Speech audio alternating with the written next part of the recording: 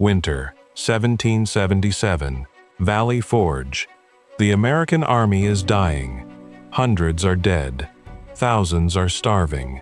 Disease spreads through camp faster than hope. The soldiers barely know how to fight. Some don't even know how to use the bayonets fixed to their muskets. George Washington knows the truth. If nothing changes, the American Revolution ends here. But while the army freezes in Pennsylvania, a stranger is crossing the Atlantic. He claims to be a Prussian military expert. Almost everything about him is a lie. Yet he will save the American army. Before we talk about the man, we need to talk about the army. Because the crisis at Valley Forge in the winter of 1777 was not simply a crisis of supply or weather. It was a crisis of capability, a crisis of competence, and understanding exactly how bad it was is the only way to understand what the man crossing the Atlantic was about to accomplish. 12,000 men had marched into Valley Forge, Pennsylvania, in December of 1777. What they found when they arrived was not a comfortable winter camp. It was a frozen hillside with no permanent shelter, no reliable food supply, and no end in sight to a war that was, by any honest assessment, going badly. The British Army, 18 miles away in Philadelphia, was sleeping in warm beds, eating hot meals, and waiting for spring with the patience of a force that knew it was winning.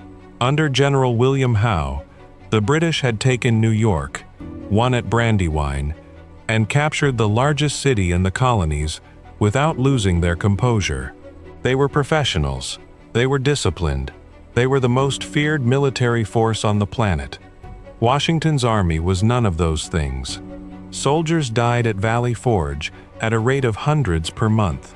Not from battle, from typhus, from dysentery, from exposure to cold that their clothing and their shelters were not built to withstand.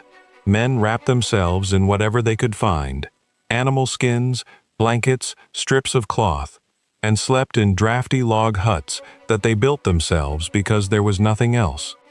The men who survived were not an army in any meaningful sense. They could not march in formation. They could not reload their muskets with any speed or consistency. They had no standardized drill. Each regiment did things differently, depending on where it came from and who had trained it. A command issued on one end of the line might produce a completely different response than the same command issued on the other. And the bayonets. The bayonets fixed to the ends of their muskets were not weapons to these men. They were cooking implements. The American soldiers used them to roast meat over campfires. That was the extent of their relationship with one of the most feared close combat tools of 18th century warfare.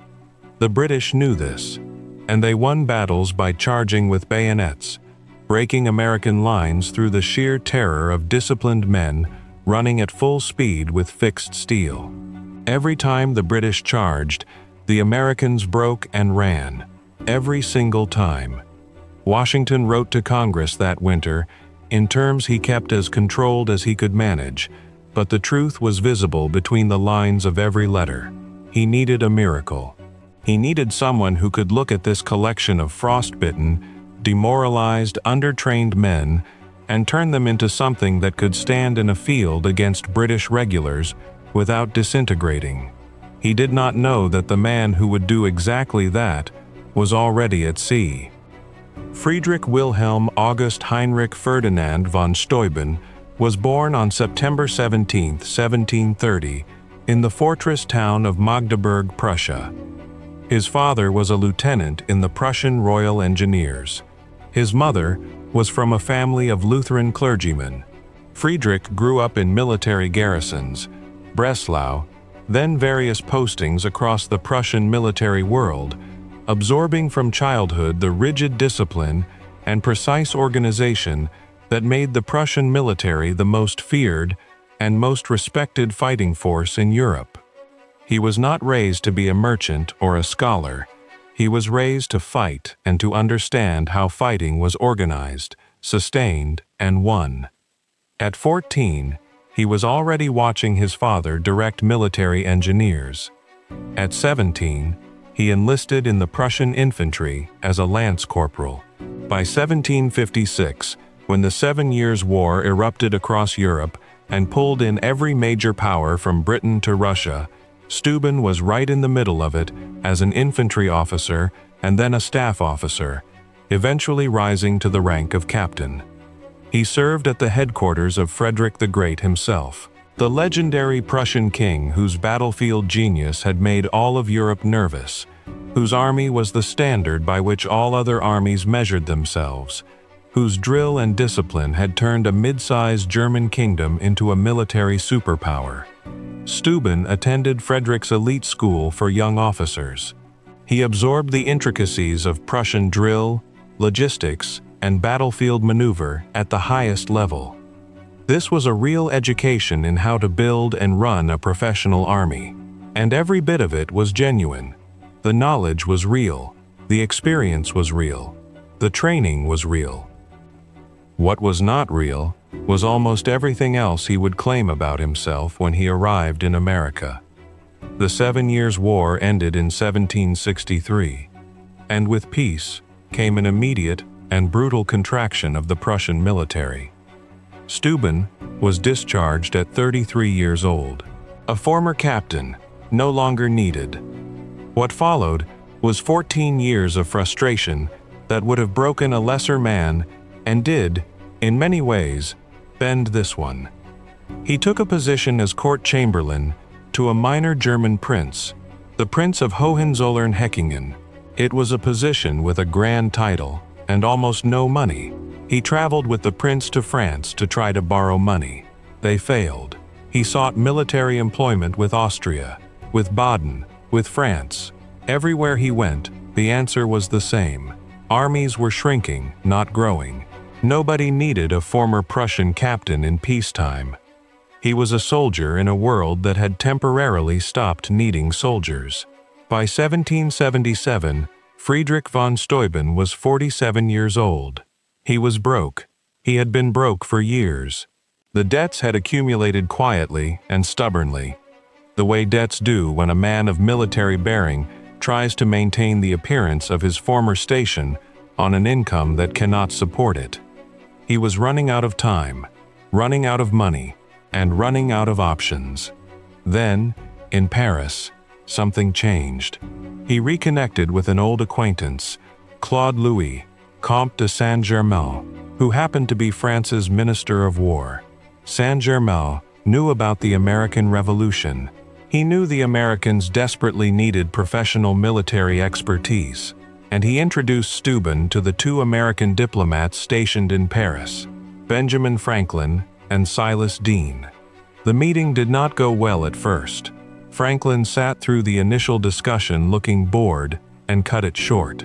The Americans had been overwhelmed by unemployed European officers arriving in Paris demanding generals' commissions, brigadier appointments, and salaries before they had proved anything. Congress had explicitly told Franklin and Deane they wanted no more foreigners arriving with inflated contracts stuffed in their luggage.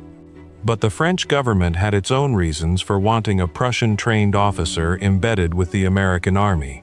Senior figures in the French War Office saw the strategic value and convinced Franklin and Deane to reconsider. What they came up with was one of the most consequential acts of deliberate deception in American military history. Franklin and Deane wrote Steuben a letter of recommendation to present to Congress. In that letter, they described him as a lieutenant general in the service of the King of Prussia. This was not true. Steuben had left the Prussian army as a captain, not a general, not even close to a general. The letter also implied that Steuben had been something close to Frederick the Great's right-hand man, a senior figure in the legendary Prussian military establishment whose personal prestige and deep expertise placed him in a category above the ordinary officers who had been pestering Congress for months. Also not entirely true. The historian Thomas Fleming later called this letter the greatest public deception ever perpetrated in a good cause. Steuben did not write the lies himself, but he went along with them completely. And once he arrived in America, he added embellishments of his own, claiming he had turned down paid positions with the Holy Roman Empire to volunteer for the American cause. Also not true. He was broke and desperate, and this was his last viable option. But here is the thing that everyone who tells this story as a simple tale of fraud tends to miss. The deception was not vanity, it was strategy. Franklin understood something that Congress did not yet appreciate. A former Prussian captain, however skilled, however genuinely trained at the highest levels of European military expertise, would be received by Congress as a moderately interesting foreign officer who might be useful in some limited capacity. He would be given a courtesy rank and a peripheral role, and his genuine knowledge would be filtered through layers of skepticism and institutional resistance. A lieutenant general who had served at the elbow of Frederick the Great, the king whose military genius had made the continent nervous for 30 years, was someone Congress would actually listen to, someone Washington would take seriously from the first day, someone whose advice and methods would be implemented rather than debated. The lie was not about making Steuben feel important. It was about giving him the authority to do what only he could do. And to make the scheme complete, Steuben offered to serve without pay. He would accept no salary. He would take whatever compensation Congress decided he deserved after the war, based on his contribution. He was not asking for anything. Congress, exhausted by foreign officers demanding payment for services not yet rendered, took the deal immediately. They sent him to Valley Forge. Steuben arrived at the Continental Army's camp at Valley Forge on February 23, 1778. George Washington rode out to meet him personally.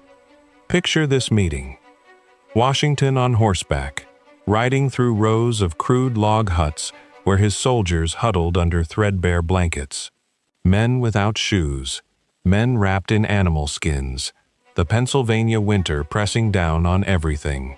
And here comes Steuben, this enormous, imposing figure on a towering horse, an oversized pistol at his hip, a gleaming silver star pinned to his chest, engraved with the word Fidelitas, loyalty.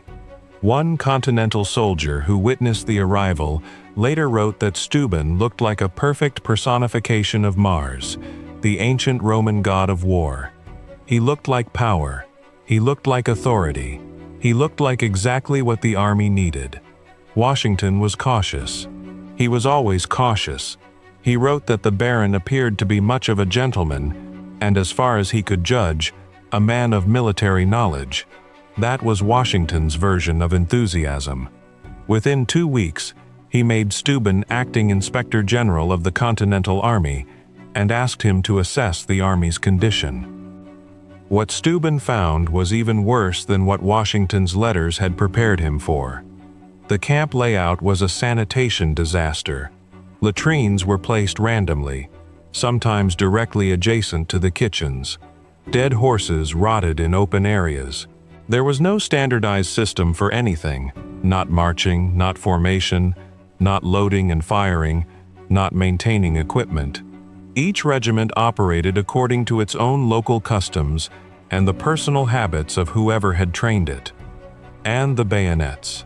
Steuben later wrote with barely concealed horror that the American soldier had never truly used this weapon, had no faith in it, and employed it for nothing except roasting his beefsteak. He got to work immediately. What Steuben did at Valley Forge was not what European generals did. And this distinction is not a minor detail. It is the heart of the transformation. European generals issued orders. They wrote instructions. They handed those instructions to subordinate officers who handed them to sergeants who were supposed to implement them with the enlisted men. The general himself never set foot on the training ground to work with privates and corporals. That was not what generals did. Steuben did the unthinkable. He created a model company of 100 soldiers, men selected from various brigades, plus 50 from Washington's personal guard unit. And then he went out onto the parade ground himself, every morning before dawn, in his full dress uniform, complete with medals and polished boots, and he drilled them personally. He stood in the mud, in the cold, face to face with privates and corporals, showing them exactly how to stand at attention, how to hold a musket, how to march at 75 steps per minute, and then at 120. He walked down the line and physically adjusted their grips, corrected their posture, moved their arms and legs into position with his own hands. He taught them how to form lines and columns, how to wheel and change direction without breaking formation, how to reload with speed and precision under the pressure of an imagined enemy, and how to execute a bayonet charge that would terrify anything on the receiving end. Not brandish a cooking implement, but use a weapon. There was one significant problem. Steuben spoke almost no English. His instructions were drafted every night in French, his comfortable language. His secretary Pierre-Étienne Duponceau translated them into English with help from two of Washington's aides, a 23-year-old named Alexander Hamilton and John Laurens. By morning, the translated drills were ready. By dawn, Steuben was on the parade ground with them. And when things went wrong, when soldiers fumbled their muskets or ignored corrections, or simply could not seem to absorb what they were being shown, Steuben would erupt. He would curse in German, then in French. Then he would turn to Duponceau and shout, in the phrase that became legendary at Valley Forge, "My dear Duponceau, come and swear for me in English. These fellows will not do what I bid them." The soldiers thought it was the funniest thing they had ever seen. A large, imposing, heavily decorated Prussian officer screaming in multiple languages because he had run out of profanity in any single one. They loved him for it. And that is the second thing Steuben understood that most European officers would have missed entirely. American soldiers were not Prussian conscripts. They were not men who had been pressed into service and had obedience drilled into them by fear. They were citizens, volunteers, men who were fighting for an idea and who needed to understand why they were being asked to do something before they would commit to doing it properly. Steuben adapted. He explained. He demonstrated. He joked. He made the training human rather than mechanical. He showed men what a bayonet charge looked like when executed properly, and they understood immediately that this was not a theoretical exercise. This was survival. Within weeks, something remarkable was happening at Valley Forge. The model company mastered the drills, and then Steuben did something that turned a training exercise into a system. He trained the trainers. The 100 men who had spent weeks on the Valley Forge parade ground with Steuben went back to their own regiments, and they taught everyone else. The knowledge moved outward through the army like a chain reaction, from the model company to the regiments, from the regiments to the companies, from the companies to every soldier who could still stand. Steuben also overhauled the camp itself. Latrines moved downhill, away from the kitchens. A standardized layout for the camp enforced across every unit. A system of accountability where company commanders were directly responsible for the training and readiness of their men, with the best sergeants selected to do the actual instruction. He was not just teaching drill, he was building institutions. He was creating the non-commissioned officer corps of the United States Army, the backbone of American military organization that has existed in one form or another in every American war from that winter forward to the present day. By May of 1778, the transformation was visible to anyone who looked. Washington organized a military parade to celebrate the news that France had formally entered the war as an American ally. He expected the usual awkward shuffling of men who could not quite remember which foot they were supposed to be stepping with. Instead, his army marched with crisp precision executed formations that would not have embarrassed a Prussian parade ground, and demonstrated the kind of coordinated, professional capability that had seemed impossible 4 months earlier. Washington watched in silence. What Steuben had built was tested the same summer. In June of 1778, the Continental Army marched out of Valley Forge and met the British at the Battle of Monmouth in New Jersey. The day was brutally hot, temperatures near 100 degrees. The initial American advance went badly when General Charles Lee ordered a retreat under circumstances that are still debated by historians. Washington rode forward through the chaos, furious. He rallied the retreating troops. He ordered them to stand and fight. And for the first time in the war, they did. The Continental Army held its formation under withering musket volleys. It used its artillery effectively, positioning guns to create interlocking fields of fire. And when the British charged with bayonets, the tactic that had broken American lines in nearly every previous engagement, something different happened. The Americans did not run. They countercharged. Soldiers who had learned bayonet combat from a Prussian drill master on a frozen Pennsylvania parade ground 4 months earlier now used those same skills against the British regulars in the New Jersey heat. Monmouth was tactically inconclusive. The British eventually withdrew under cover of darkness. But the battle proved something that changed the entire remaining arc of the war. The Continental Army was no longer prey. It was a professional fighting force. Not as large as the British, not as lavishly supplied, but disciplined, capable, and no longer certain to disintegrate at the first serious pressure.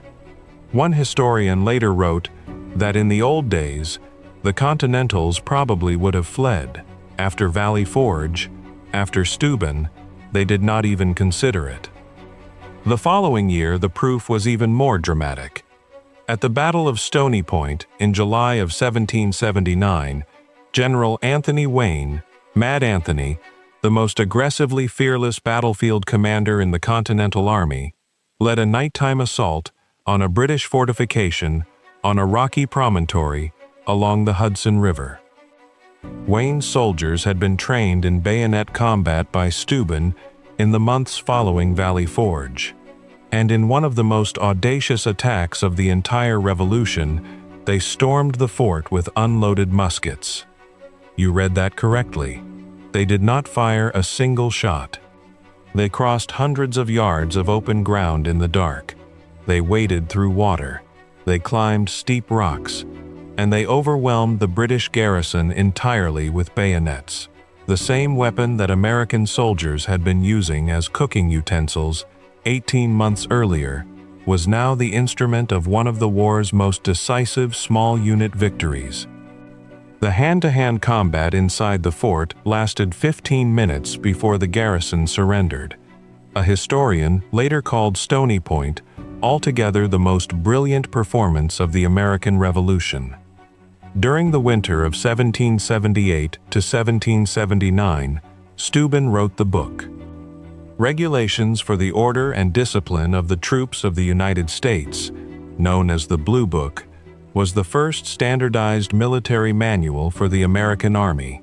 It covered everything: how to march, how to set up camp, how to load and fire weapons, how to organize a regiment, how to maintain discipline, how sergeants should train and manage their soldiers, how an army should function as a coordinated whole rather than a collection of armed individuals doing different things simultaneously.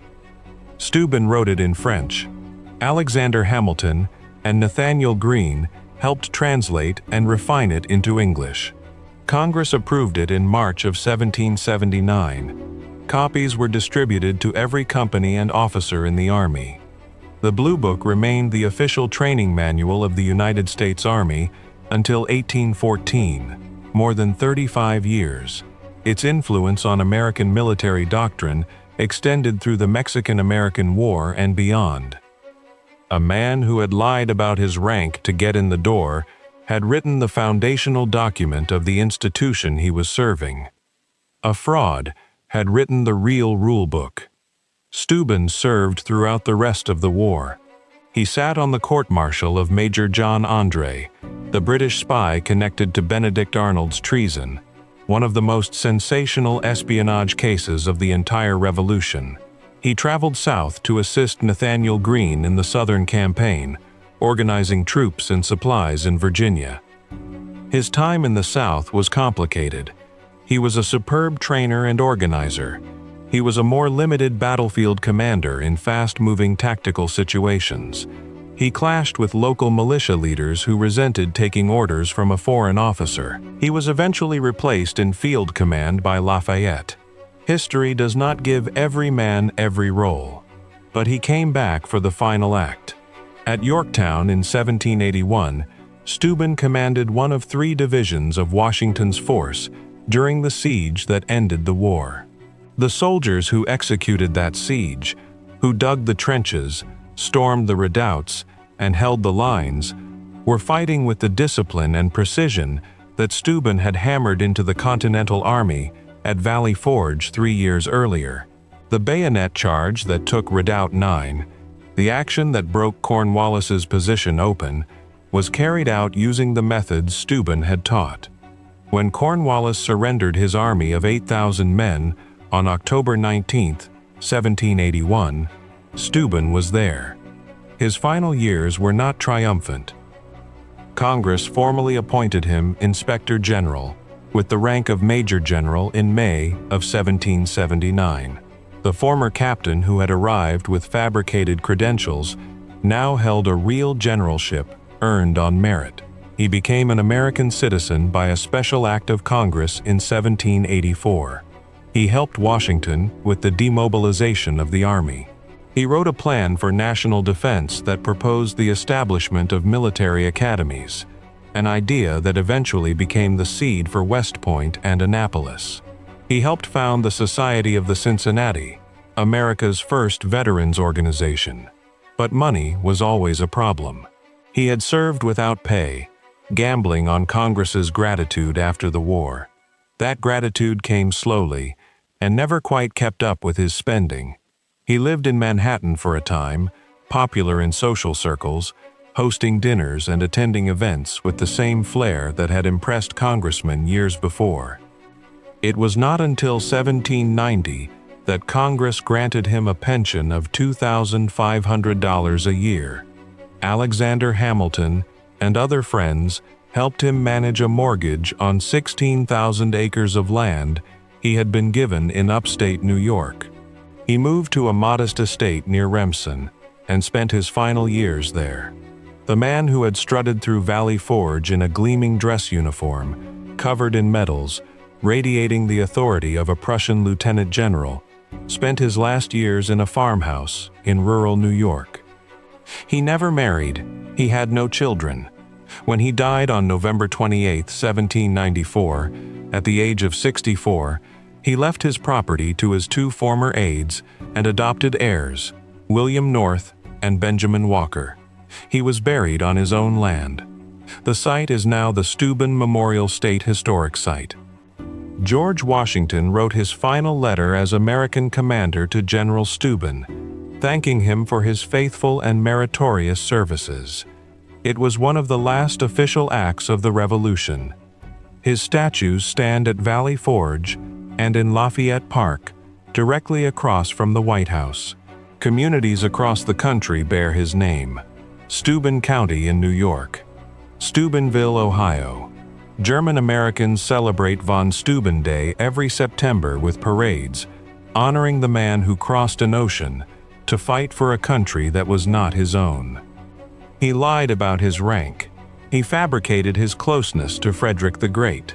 He invented employment offers he had turned down. He was broke and desperate, and this was his last option, and he pretended otherwise.